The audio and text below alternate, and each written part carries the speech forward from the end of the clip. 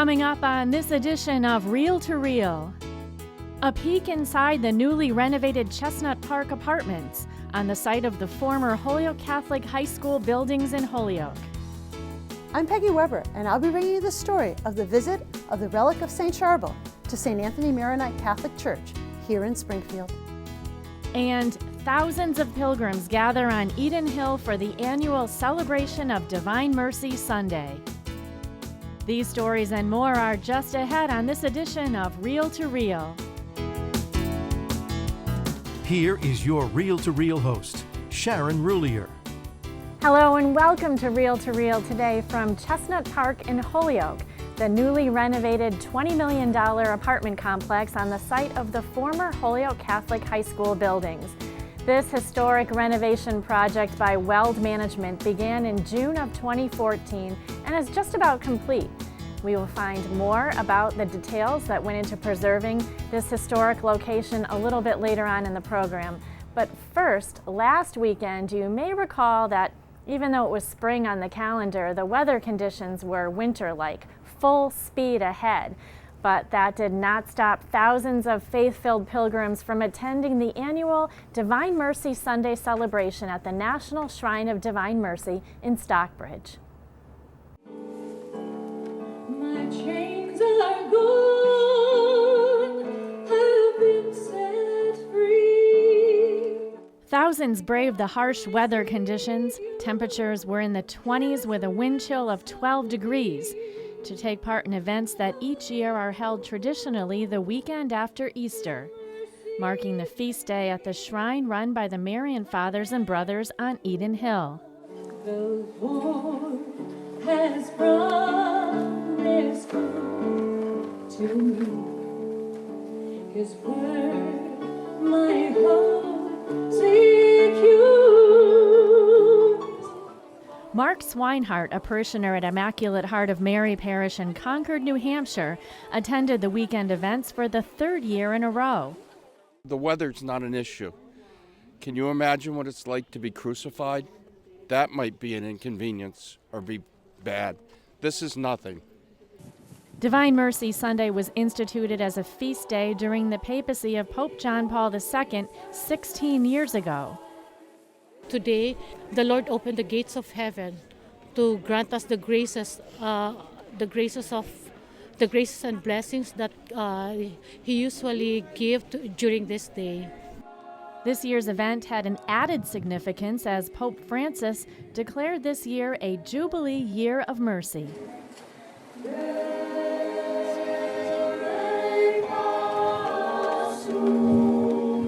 You don't have to be here to receive mercy from our Lord, but I wanted to make sure He sees me.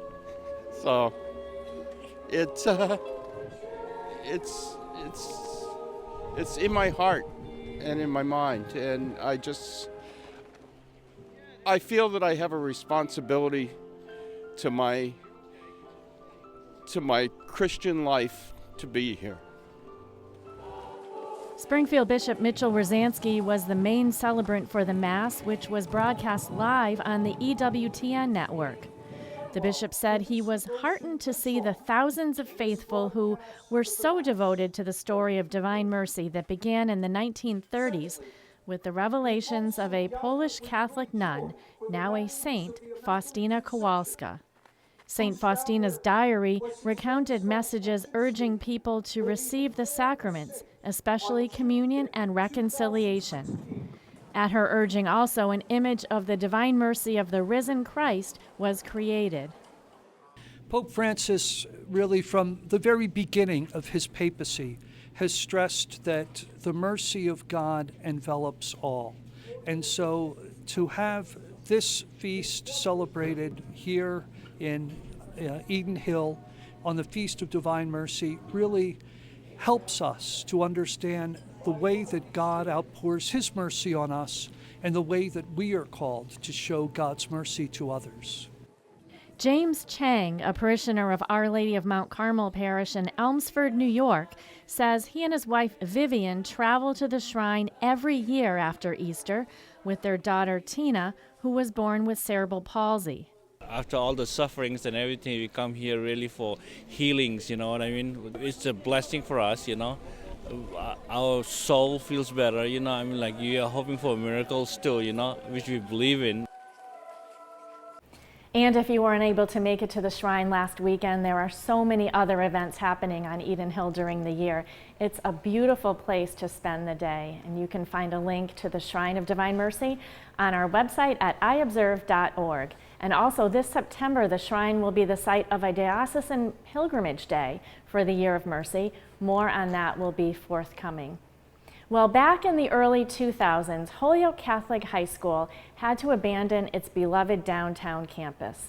Although the diocese didn't have the resources to rehab these buildings, it searched to find a developer that would be able to reuse this site. The result was Chestnut Park Apartments, and joining me now is Dave Moore from Chestnut Park Apartments to tell us more about this fabulous area that we're in. I mean, these buildings are magnificent. You did such a great job. Welcome. Thank you. Well, thanks for coming. It's a pleasure to have you. I love showing these places off and see an old friend.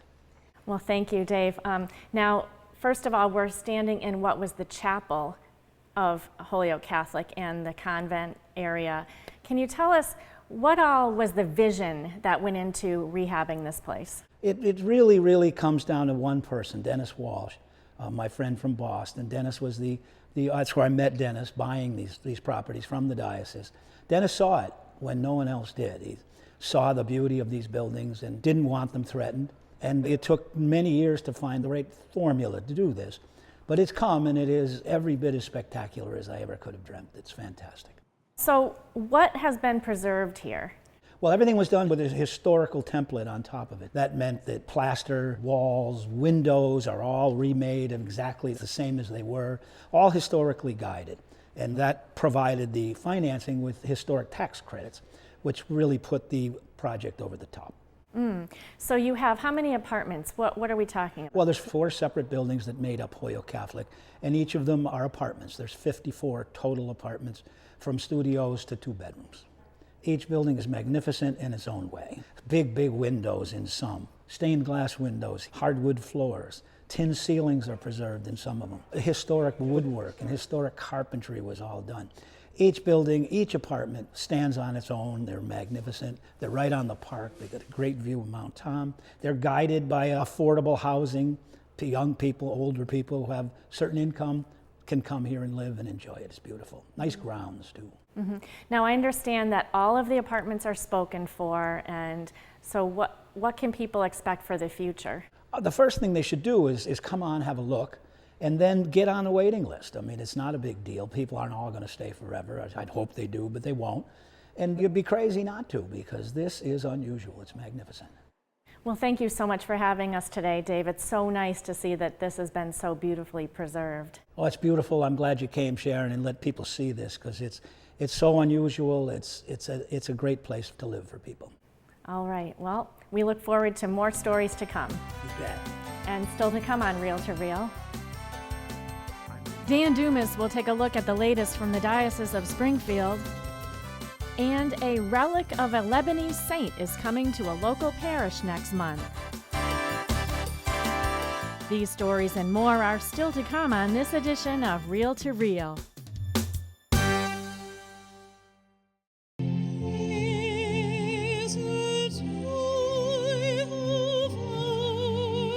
The Chalice of Salvation, your weekly spiritual connection. I'm Passionist Brother Terrence Scanlon, your Chalice host, inviting you to take time out of your busy days and join us Sunday morning at 10. We welcome Monsignor Christopher Conley, Rector of St. Michael's Cathedral, as our presider. The Chalice of Salvation, your spiritual connection, Sunday morning at 10, right here on 22 News. Through your generosity, the annual Catholic Appeal continues to serve our community. Hello, we are Catholic school students from Western Massachusetts. More than 3,500 students benefit from a Catholic education. The annual Catholic Appeal provides tuition support to many families each year. Thank you for your support of Catholic education. The annual Catholic Appeal, assisting our neighbors here in Western Massachusetts. Visit diospringfield.org and make your donation today. Thank you for your support.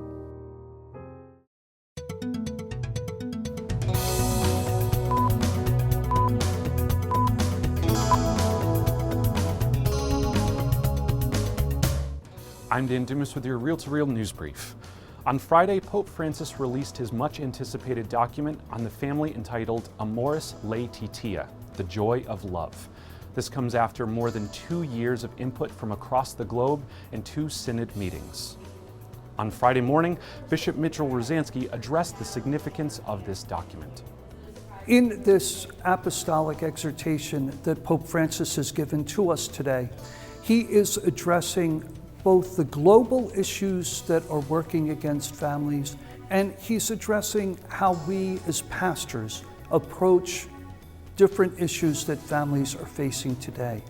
So, first of all, I would say Pope Francis gets the large picture, and he talks about poverty working against families. He talks about the emigration that's happening, of fathers having to leave their families to find decent work, and the family isn't together, but the father really has no choice if he wants to feed his children and to help them in their lives. So he's saying there's different situations systemically and globally that dictate against families. The more than 200-page papal document will no doubt have a significant impact on the church and family life. He also talks about the individualism. He talks about technology and the ways in which it contributes to that individualism and keeps us from that human interaction that's so important. So he really gets the large picture. Also in the exhortation, what I found is that Pope Francis is asking us to approach different situations that people bring to us with a pastor's heart. He talks about the accompaniment with those who are going through life struggles. So he's saying, bring a pastor's heart to these situations. Understand what your people are going through in order to help them, in order to bring them closer to Jesus and closer to the church. You could read more about this at iobserve.org. In other news, the Holyoke-based Providence Behavioral Health Hospital dedicated the newly renovated opioid treatment center this past week. Kathy Harrington was there and she filed this report. With a sprinkling of holy water, the newly renovated offices of the opioid treatment program at Providence Behavioral Health Hospital were blessed. In Holyoke to celebrate, a room filled with dignitaries, elected officials, and healthcare personnel on the front lines of the opioid epidemic. This public health crisis has impacted too many individuals, too many families, and all of our cities and towns. Dr. Roos, Chief Medical Officer of Addiction Services, sees rural Western Massachusetts as an epicenter of the opioid problem. It has become a ground zero because the rural communities never really had a treatment infrastructure to deal with the magnitude of the problem that we see today. Well, there is a stigma attached to being addicted to substances. Setting out to erase the institutional look, the cement block walls, bare floor, and old furniture are gone. The redesign features soothing wall colors, carpeting, plants, and a reception desk. What you really need to do is to have a welcoming environment which says to the patient that you are a person of value, a patient of worth. Offering more privacy in the check-in, drug screening, and dosing areas, the redesign also reduces patients' time spent at the clinic. Nurse manager Gwen Fenton says they appreciate the changes made in consideration of them. And a lot of them come here with a lot of spiritual darkness and fear that they'll never be on the right path again, or that God would never, love them because of things that they've had in their lives. And I think that it's a very important part of their treatment is to be able to get on their feet and realize that they're important. In Holyoke, I'm Kathy Harrington. Meanwhile, the Gray House in Springfield, an annual Catholic Appeal-funded agency, held its annual spaghetti supper. John Thornton reports. On Wednesday, March 9th, the Greek Cultural Center in Springfield hosted the 25th Annual Spaghetti Supper to raise money for the Gray House. The Gray House is a nonprofit organization located in the north end of Springfield. Since 1984, their mission has been to provide food, clothing, and education to those in need. Every year, the Gray House provides meals for an estimated 8,000 families. The event was staffed by volunteers from local colleges and the Knights of Columbus in East Longmeadow. Tony Markowski, a member of the Knights of Columbus in East Longmeadow, said what this event means to him and his fellow volunteers. Well, obviously tonight is one of the major fundraisers for the Gray House, and we at the Knights of Columbus at St. Michael's have been supporting them for, I think, about 25 years now. I personally have been doing it for about 15, and I think it's just such a wonderful service to the city of Springfield, and particularly to the children. That's why we support them. Deacon Bill Toller, a member of the Just Faith Catholic Social Justice Program, attended the event. Deacon Toller explained why he comes to the event year after year. Well, for several years, 12 years or more, we've been bringing Just Faith participants from our parish down. Just Faith is a 30-week program in Catholic social teaching formation. And one of the experiences is bringing a group of folks down, usually about 20 every year, to have a chance to find out what the Gray House does, to learn of their volunteer opportunities, and hopefully to get what I would call the Gray House fever and get involved with many of the ministries that Gray House does in serving the North End community. Later, a group of local elementary school students sang and danced, and a raffle was held with the proceeds going to the Gray House. The evening concluded when Springfield Mayor Dominic Sarno gave a speech praising the Gray House and its volunteers for the work they do for the North End community and the entire city of Springfield. In Springfield, I'm John Thornton. And finally, a moving scene from this past Wednesday's papal audience was shared across the globe as Pope Francis met and blessed the eyes of 5-year-old Lizzie Myers from Mansfield, Ohio. Struck by a rare disease that is gradually rendering her deaf and blind, Myers was in Rome after a representative from Turkish Airlines heard about her story and offered her and her family free round-trip airfare to any city in the world. The scene speaks for itself. You can read more on this touching exchange and see video at iobserve.org, where you can always stay informed on all the happenings in the Catholic Church locally or beyond. That's our news and information website, iobserve.org. I'm Dan Dumas, and that's your Real to Real News Brief. You might recall when St. Anthony Catholic Maronite Church welcomed the relic of St. Anthony 2 years ago, and that was a huge success. Well, this May, the parish is welcoming another relic. Organizers say this saint might not be as well known, but the faithful will not want to miss out on this visit to the Diocese of Springfield. Peggy Weber tells us more. Saint Sharbel is coming. He's little known, but this saint, who was born in 1828 in Lebanon and canonized by Pope John Paul II in 1977, is known for living a holy life and for ministering to refugees who fled their villages in 1860 after 20,000 people were murdered in that area by Muslim troops. He lived a saintly life, and miracles were attributed to him during and after his death. In 1950, 4 Maronite missionaries took a picture in front of St. Sharbel's tomb. When the photo was developed, the image of St. Sharbel was there with them. And in January, when his relic was brought to Arizona, a woman claims she was cured of blindness. Maria Khoury, a native of Lebanon, says she goes to the shrine of St. Sharbel every time she returns to her homeland. She says she's excited that her parish will introduce St. Sharbel to so many people.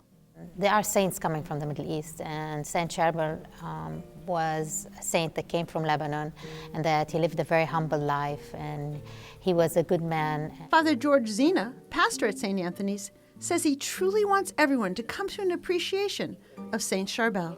Is very, very, very miraculous saint.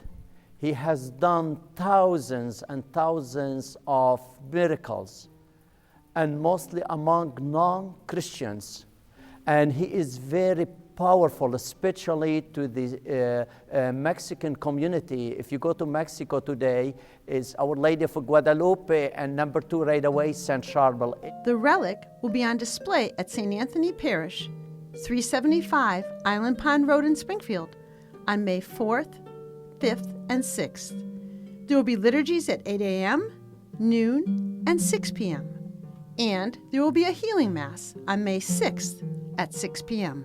I would like to take this opportunity and ask everyone, every believers, to come and to venerate the relic of St. Sharbel.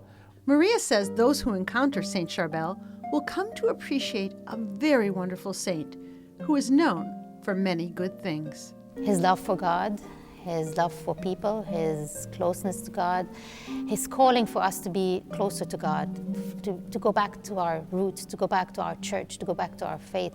Many people might not know St. Sharbel as well as St. Anthony, but the visit of his relic is just as important. He wrote, "At the moment of death, only love will count." He brings a message of healing and a miraculous feeling to the city of Springfield and beyond, and all should welcome his visit. The relic has been touring the United States under the direction of the Maronite bishops. The relics will journey to upstate New York, Pennsylvania, and North Carolina after being in Springfield May 4th through the 6th. Father George says this is a great chance to be transformed. It's a good opportunity for the people to bring them closer to God during this year, because St. Sharbel's, by his holiness, the life he lived, is a great message to this world who live in turmoil. The relics of St. Sharbel offer a truly unique experience for the area, and the Catholic saint certainly should be a better known name by many this spring. For Real to Real, I'm Peggy Weber.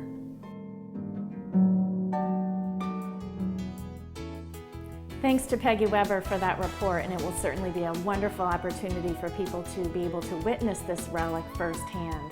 Again, the relic of St. Sharbel will be on display May 4th, 5th, and 6th at St. Anthony Maronite Catholic Church, 375 Island Pond Road in Springfield, and you can call 413-732-0589 for more information. So as the Easter season continues, the Catholic Church offered a special welcome to its newest members during the Easter Vigil on March 26th. Rebecca Drake interviewed 3 who found their way to the faith through the rite of Christian initiation of adults at St. Rose de Lima Parish in Chicopee. Some were raised Catholic but drifted away from the church. Others were never baptized, but were introduced to the liturgy and practices of the faith by a Catholic spouse. But no matter what brought them to formally join the church, all have made this journey through the rite of Christian initiation of adults, commonly referred to as the RCIA. Through this program here, it's really helped me to understand God more, and it's like another community that excites me and makes me feel pretty good about myself and my family, and it helps me get through a lot of hard times and struggles. At St. Rose de Lima Parish in Chicopee, Andrew Cody, Patrick Gillespie, and Timothy Perot are 3 of the most recent participants in the RCIA program.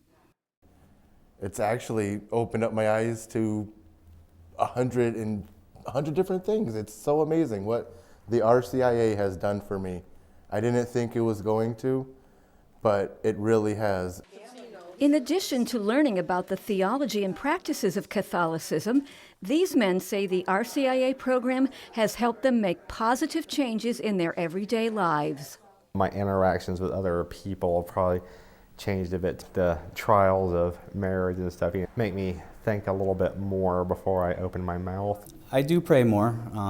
I find myself praying every night now with my wife and my daughter. We have a little prayer every night before bed, and we talk about our day. This is a very eye-opening, a very heartwarming opening experience. It's coming into God. It's, going into the life of God. Our Father, who art in heaven, hallowed be thy name. Participants in the RCIA program also say they have found a new family that includes their instructors and sponsors. The directors and the sponsors have been absolutely wonderful, very accommodating, willing to answer any questions. Sister of St. Anne, Therese Demers, one of the co-directors of the RCIA program at St. Rose de Lima, says she in turn has found her own faith enriched by those in the RCIA program.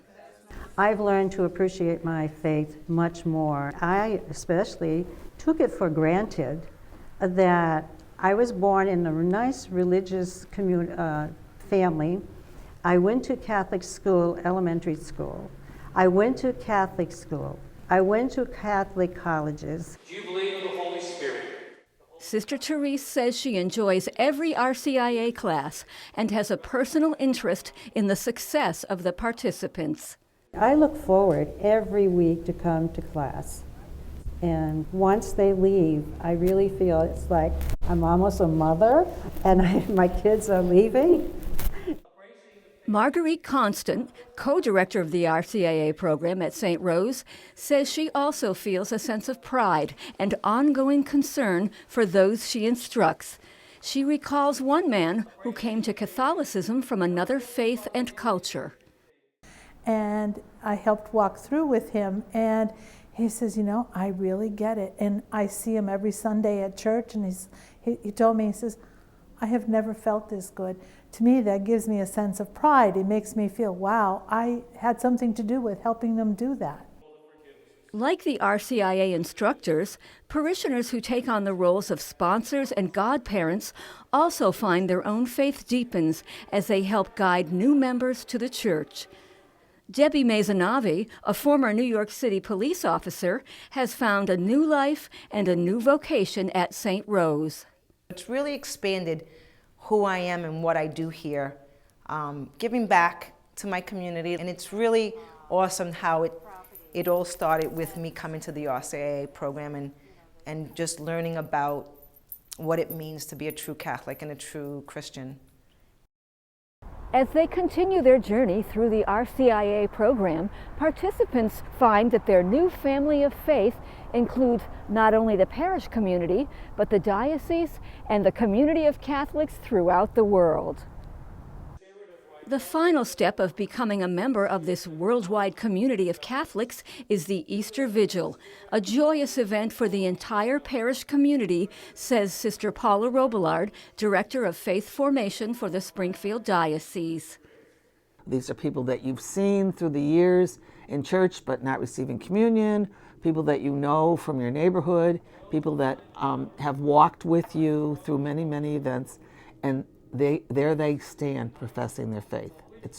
I just love the Easter Vigil. Springfield Bishop Mitchell Rosansky says there are powerful reasons why people continue to enter the Catholic Church each year. As a church, based on the wonderful, wonderful gift that we're given in sacred scripture, and then the wonderful sense of tradition that we have of these 2,000 years, and the grace of Christ flowing through the sacraments, especially those Easter sacraments of baptism and confirmation and Eucharist, we find that the message and the presence of Jesus in his sacraments attracts those who seek his love to come to the church. A love that will sustain and nourish the Church's newest members as they share in the unity of the sacraments for a lifetime and for eternity. For Real to Real, I'm Rebecca Drake. Congratulations to Andrew, Patrick, and Timothy, and those interested in participating in the RCIA program can find out more through a link on our website to the Office of Faith Formation. That's iobserve.org. For this week, that's Real to Real. And remember to stay up to date on the latest news in the Catholic Church in the Diocese of Springfield and around the world. You can log on to our news and information website. That's iobserve.org. And also, please friend us on Facebook. We are at Catholic Communications. Thanks so much to Dave Moore and the folks here at Chestnut Park in Holyoke for hosting our visit today. They did such a beautiful job preserving history here. We will see you again next week at the same time for another edition of Real to Real, your window on the world around you. Have a great week. Real to Real is a production of the Catholic Communications Corporation, funded in part by the annual Catholic Appeal, and the support of you, our faithful viewers.